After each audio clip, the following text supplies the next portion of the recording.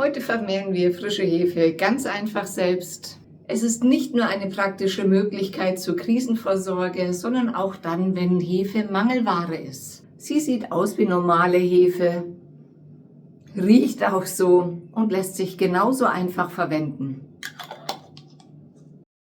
Denn frische Hefe besteht einfach nur aus lebenden Hefekulturen, die sich unter richtigen Bedingungen einfach weiter vermehren lassen. Wichtig ist dabei wie immer einfach nur ein wenig Zeit, Geduld und auch ein wenig Liebe natürlich. Denn sie braucht letzten Endes nur ein wenig Nahrung in Form von Zucker oder Mehl, damit die bereits aktiven Hefekulturen richtig aktiv werden können. So bewahren wir uns mit einfachen Mitteln ein bisschen mehr Unabhängigkeit und Sicherheit in der eigenen Küche.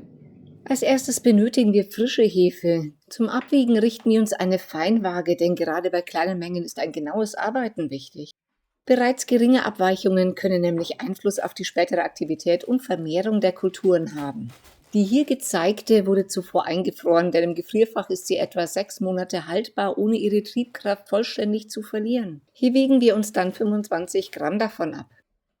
Besonders bei der Weiterführung von frischer Hefe sorgt die exakte Dosierung dafür, dass die Hefezellen optimale Bedingungen vorfinden und auch zuverlässig arbeiten können. Dabei ist natürlich sauberes Arbeiten am wichtigsten, damit sich keine unerwünschten Keime festsetzen. Währenddem sie nun langsam auftaut, richten wir uns ein Gefäß unserer Wahl. Ich habe mich für ein Glas entschieden und sterilisiere dieses, indem ich es mit heißem Wasser auskoche und für 10 Minuten stehen lasse. Danach sollte es zum Abtropfen auf ein sauberes Küchentuch kommen und vollständig trocknen. Auch keine minimale Restfeuchte ist hier akzeptabel. Lasst mich doch mal mit einem Kommentar wissen, wie ihr zum Thema Krisenvorsorge steht. Sobald die Hefe aufgetaut ist, geben wir 25 Milliliter lauwarmes Wasser dazu.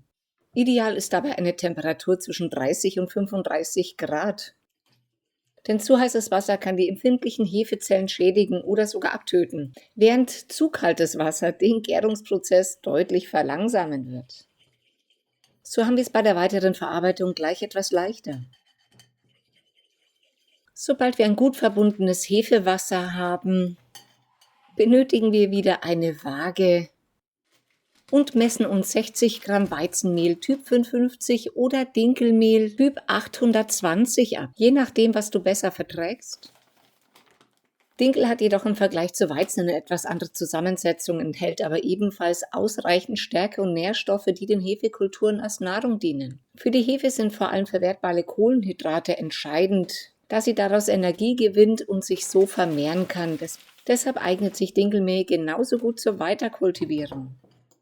Nun werden die Zutaten einmal lose miteinander verbunden. Das geht am besten erstmal mit einer Gabel, sodass das Wasser ein wenig vom Mehl aufgenommen wird.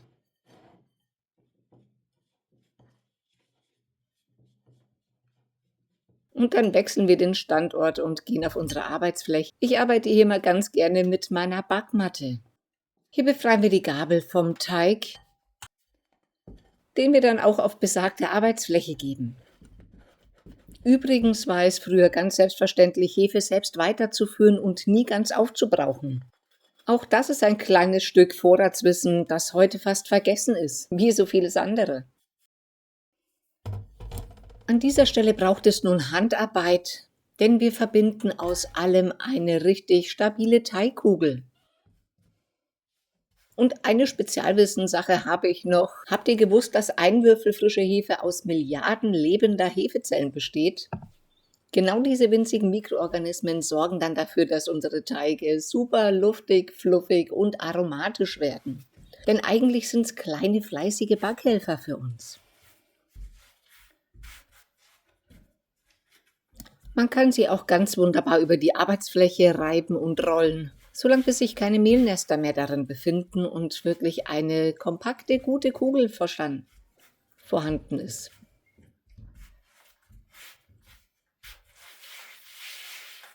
Sobald dann alles gut verbunden ist, brauchen wir unser zuvor sterilisiertes Glas, wo dann die Weiterkultivierung der Hefe stattfinden soll. Ohne weiteres geben wir sie dann in das Glas hinein Deckel drauf, aber nicht zu festziehen. Und dann sollte das Ganze für 48 Stunden in den Kühlschrank kommen. Dort verlangsamt sich die Aktivität der Hefezellen deutlich, da die Kälte den Stoffwechsel der Mikroorganismen drosselt und den Gärprozess hemmt. Jedoch arbeitet die Hefe weiter. Im Kühlschrank gelagert bleibt die Hefe etwa 14 Tage aktiv und sollte dann erneut mit frischem Mehl und Wasser weitergeführt werden. Ach, und bevor jemand fragt, jawohl, auch einfrieren lässt sie sich. Das ist sogar wünschenswert, um stets neu anzuzüchten. Ich empfehle immer mit einer Feinwaage 5 bis 10 Gramm abzuwiegen und diese dann einzufrieren. Im Gefrierschrank hält die frische Hefe problemlos gute 6 Monate. Jedoch für ein neues Weitervermehren solltest du auf jeden Fall immer 25 Gramm parat haben. Im Sommer empfiehlt es sich, die gefrorene Hefe langsam im Kühlschrank auftauen zu lassen. Im Winter geht das meistens in der kühlen Küche. Obwohl ich ja ziemlich pragmatisch veranlagt bin, deswegen gebe ich sie meistens direkt ins lauwarme Wasser, um daraus Brot oder Gebäck zu backen. Das klappt also auch so. Das Abgewogene kommt dann in den Gefrierschrank, das Glas wieder in den Kühlschrank und wird fürs kommende Brot benutzt. Und in einem meiner nächsten Videos wird genau diese Hefe zum Einsatz kommen.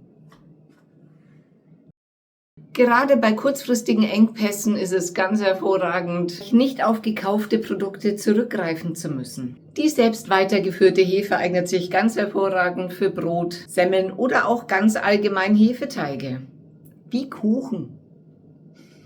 Dabei ist natürlich sauberes Arbeiten am wichtigsten, damit sich keine unerwünschten Keime festsetzen. Gerade in den aktuellen Zeiten rate ich jedem, sich wertvolles Wissen anzueignen, sich möglichst unabhängig zu bewegen. Aber das sage ich jetzt nur vor vorgehaltener Hand. Im Grunde genommen ist es immer nur die Frage, wie möchte ich leben? Möchte ich in Abhängigkeit einer Industrie leben oder möchte ich mich selbst versorgen? Abgesehen davon muss man nicht nur an sich selber denken, sondern auch an die vielen lieben Menschen um einen drum, die sich sicherlich freuen über frisch selbstgemachte Hefe. Abschließend gibt es nur noch zu sagen, dass man darauf achten sollte, dass frische aktive Hefe einen angenehmen hefetypischen Geruch hat und die Struktur locker sowie mit kleinen Bläschen versehen ist.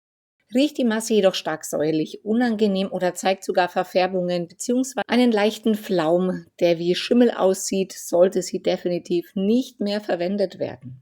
Und man sollte darauf achten, dass das Wasser nur maximal 40 Grad heiß ist, denn sonst können die empfindlichen Hefezellen geschädigt oder sogar abgetötet werden. Und wie immer wünsche ich dir nun viel Freude beim Selbermachen, gutes Gelingen, lasst es euch gut gehen. Bis demnächst. Pfiat euch!